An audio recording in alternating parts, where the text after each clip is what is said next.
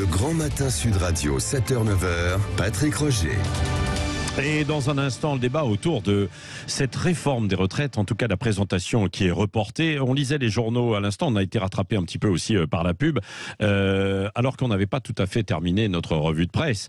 On continuait de faire le tour de France avec Guillaume Richard, un journaliste à Midi Libre du côté de Montpellier qui est avec nous. Bonjour mon cher Guillaume. Bonjour à tous. Et un témoignage sur la fin de vie, parce qu'il y a le débat actuellement, quoi. Et vous avez un témoignage d'une femme dont le mari a eu recours, c'est ça, au suicide assisté en Suisse ? Tout à fait, oui, elle s'appelle Michel, elle habite à Boisseron. Et cette femme très courageuse a accompagné son mari pendant 9 mois. Des douleurs en revenant du tennis pour son mari. Ouais. 4 mois après le diagnostic qui tombe, c'est une maladie, la maladie de Charcot, une maladie neurodégénérative. Le problème avec cette maladie, c'est qu'elle est incurable et surtout qu'elle évolue très vite dans le cas de Paul. Et surtout qu'elle est exclue de la loi Claeys-Leonetti qui régit la fin de vie depuis 2016. En effet, cette loi ne prend juste en compte que les maladies dont le pronostic vital est engagé à court terme. Ouais.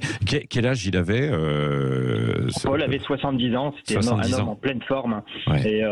Et sa femme l'a accompagné pendant 9 mois. La maison s'est transformée, il y a un petit réseau de solidarité qui s'est créé autour d'eux. Ouais. Et c'était très touchant de l'écouter parler, de l'écouter raconter ce calvaire, parce que ça a été un calvaire pour elle, mais bon, évidemment, surtout pour son mari.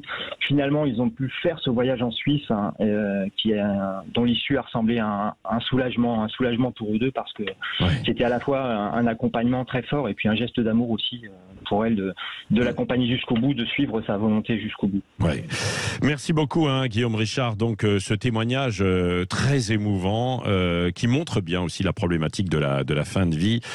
Donc c'est à lire dans Midi Libre ce matin du côté de...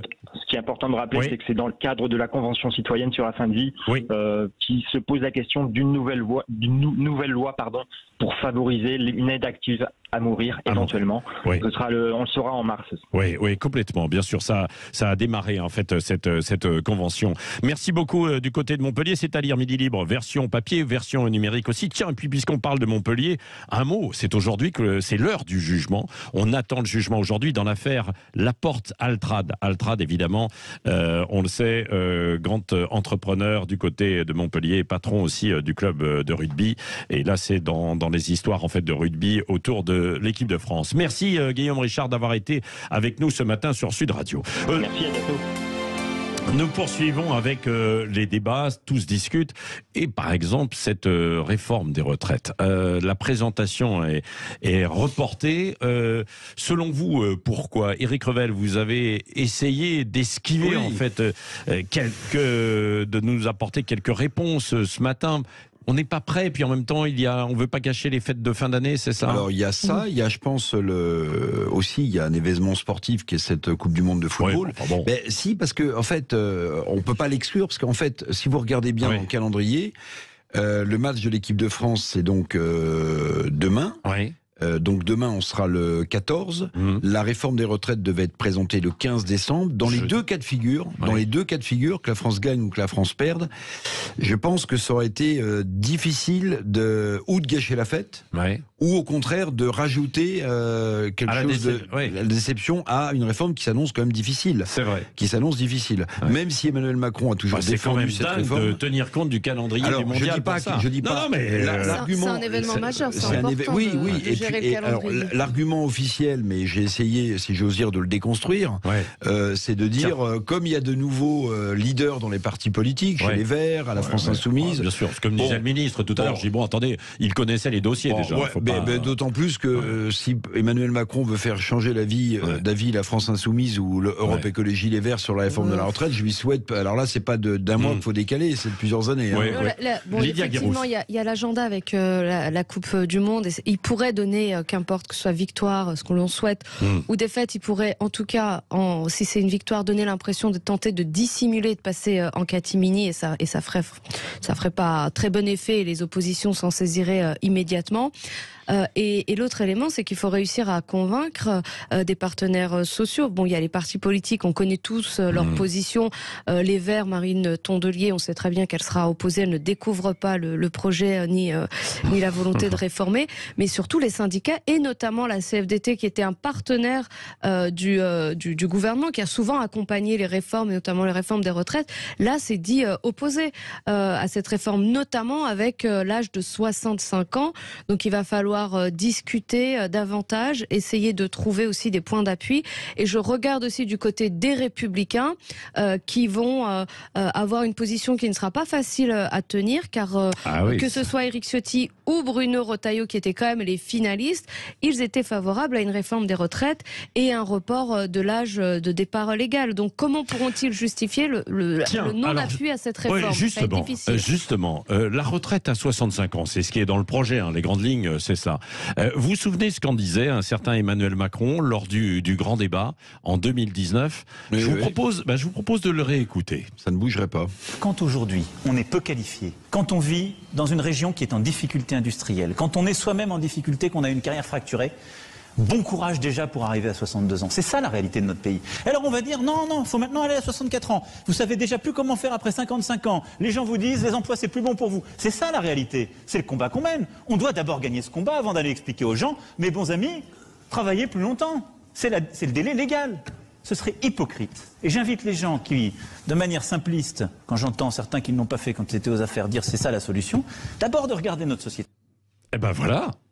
Emmanuel Macron, il avait quand même ce discours en disant oui, il faut s'occuper avant tout, grosso modo, de ce qu'on appelle les seniors, et pour qu'il y ait un taux d'activité. Après, on verra pour la suite. Mais contre le recul de l'âge 2019, c'est pas si vieux. Attendez, il y a 3 ans, quoi. Alors, qu'est-ce qui s'est passé depuis? Certes, une élection, mais j'espère que le président de la République n'a pas découvert la réalité des déficits des régimes de retraite en France, parce que s'il le connaissait pas en 2019, c'est quand même un petit peu inquiétant, puisqu'il a quand même été élu président de la République en 2017.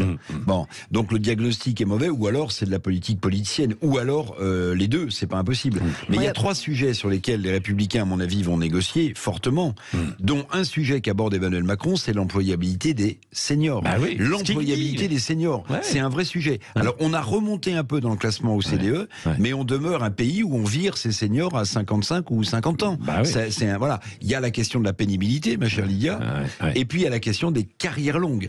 Peut-être que sur ces 3 sujets, Éric Ciotti, nouveau président des LR, a des choses à dire et des choses à obtenir. Lydia Guérousse, et puis vos appels au 0826 300 300 dans un instant. Hein. Moi, en écoutant cet extrait, je me dis que parfois Emmanuel Macron ferait bien d'écouter Emmanuel Macron d'il y a quelques temps, parce qu'effectivement, il n'y a pas d'urgence absolue à repousser l'âge de départ légal de la retraite.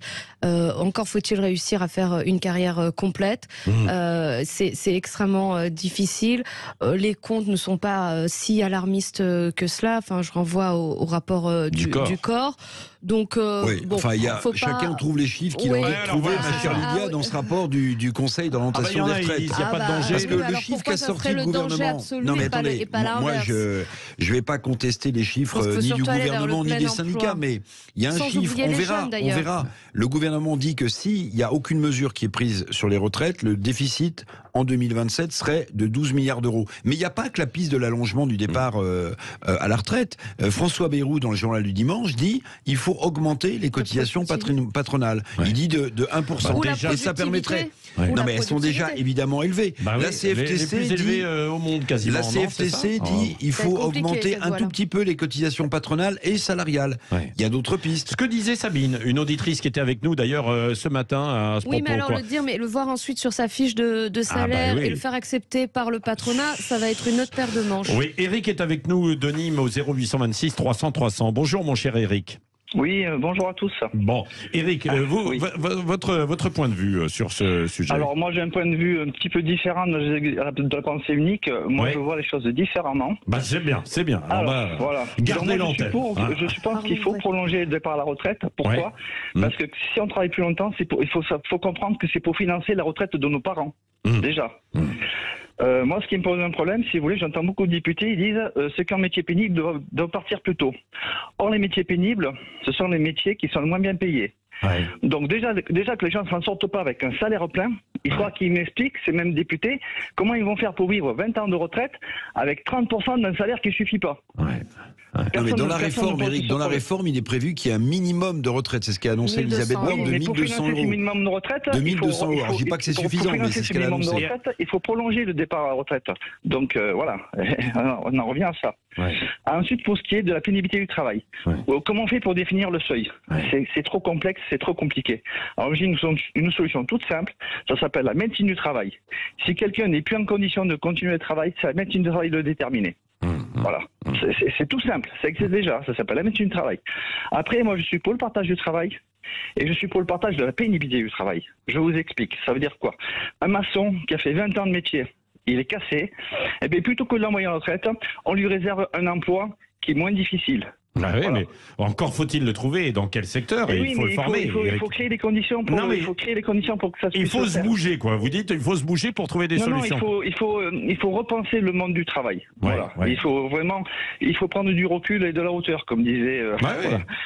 Et voilà, il faut repenser le monde du travail. Et puis, je trouve aussi qu'il y a trop de métiers qui sont, pour moi, un petit peu artificiels. Voilà. C'est-à-dire Eh bien, on dit par exemple qu'il y a trop d'administration dans le pays. Vous savez qu'on ne produit plus rien. Il faut savoir qu'en Allemagne, il y a 5 fois plus d'apprentis qu'en France. Ça, c'est inquiétant. Nous, on ne produit plus rien, on peut tout importer. Quand je dis j'allais dire, bon, ça va peut-être vous fâcher, mais c'est pas grave. Non, mais allez-y. C'est parlons vrai, hein, n'est-ce pas? Oui, bien sûr. Pour moi, l'argent qu'on gaspille, c'est l'éducation nationale. On dépense 50 à 80 milliards pour nos écoles. Les gamins, ils sortent, ils savent rien faire.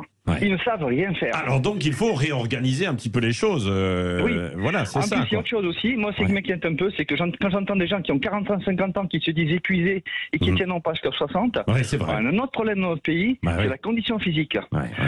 Peut-être on dort pas assez, on se nourrit très mal, c'est peut-être mon cas aussi, et on fait pas de sport. Moi, je fais du sport, donc j'arrive à compenser par ça. Vous avez quel âge, mon cher Eric? Vous avez quel âge, vous? J'ai 61 ans, voilà. 61 ans. Je pense que je vais donc décaler, je vais le repousser jusqu'à 62, 63, etc.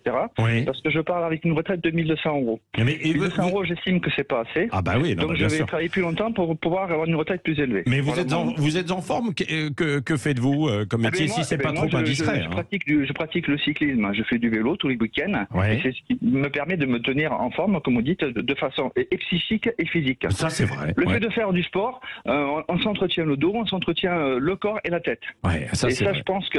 Moi, je compare l'Allemagne. Les Allemands, ils font beaucoup de sport à l'école. C'est pour ça qu'ils ont la condition physique et qu'ils sont volontaires, ils ont envie. Nous, en France, on est cassés. Je suis désolé, mais moi je pense que l'école casse les jeunes au lieu de les construire. Faut pas non plus toucher avec l'eau du bain, mais je vois bien ce que vous voulez dire, quoi. Mais vous m'avez pas dit dans quel secteur vous travaillez, mon cher Eric? Moi, je travaille dans la bureautique. Dans la bureautique. Je travaille dans la bureautique, je répare des photocopieurs. Alors, je suis amené à en soulever. Bon, après, ça va aller. Hein. Moi, je me suis fabriqué, je vous donne mon cas, je me suis fabriqué une machine pour soulever les copieurs pour pas que je dois le faire avec mes collègues. Vous voyez, après, moi, je vois les transporteurs chez nous, ils soulèvent des poids lourds, ils ont rien, ils n'utilisent pas des machines. Et je leur dis, vous allez vous casser le dos. Ils s'en foutent. C'est impressionnant ce pays quand même aussi. Bon, non mais en tout cas, ils prennent pas la précaution pour se protéger le dos. Oui, c'est intéressant dans votre témoignage parce qu'il y a plusieurs pistes. Je ne sais pas si après, quand on mène une réforme, on peut entrer à ce niveau de détail, mais évidemment, il y a un certain nombre de pistes et en tout cas, vous donnez la pêche quand même en vous écoutant, mon cher Eric. Vous avez raison. Faites du vélo. Tous les Eric ont 61 ans. Ah voilà, Eric Revel, qui fait aussi du vélo, Eric Revel. Vous avez vos pinces pour attacher vos pantalons. Oui, on avait ça. La chaîne, vous vous souvenez? Mais c'était à l'époque des pantalons pattes d'éléphant. Maintenant, les pattes d'Ève, c'est une autre époque. Ça gêne plus dans les chaînes. Que Lydia Guirousse n'a pas connu, toute jeune, Lydia Guirousse, évidemment. Non, elle connaît que la trottinette électrique, elle connaît pas le vélo. Et les hommes en slim. Et les hommes en slim. Ah très bien, ça c'est une conclusion. Il est 8h57. Dans un instant, c'est Valérie Expert. Allez, passez une bonne journée. N'oubliez pas aussi de jouer. Il y a toujours des cadeaux sur Sud Radio.